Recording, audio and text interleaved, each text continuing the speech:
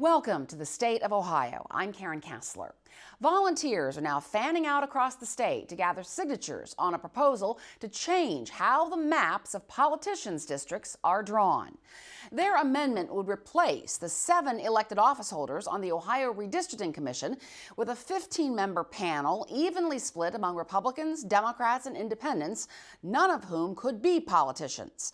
A clerical error forced the group Citizens Not Politicians to redo part of the initiated constitutional amendment process, which needs to be finished by July 3rd to make the November 2024 ballot.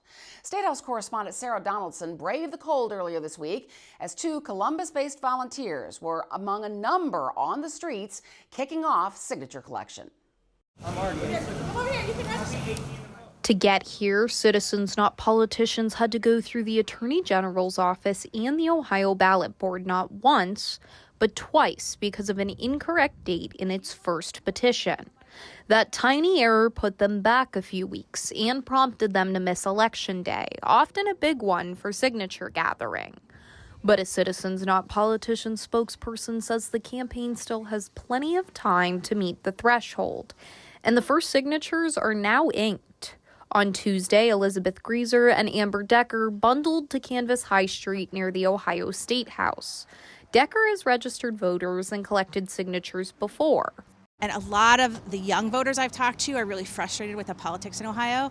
But she says this issue is different for her. She's really excited about the possibility of putting it in front of the voters. I think it's really important in Ohio that the voters get to choose their politicians, the politicians don't get to choose their voters. That's the campaign's elevator pitch, but Greaser and Decker say this period of signature getting is valuable for reasons other than making the ballot.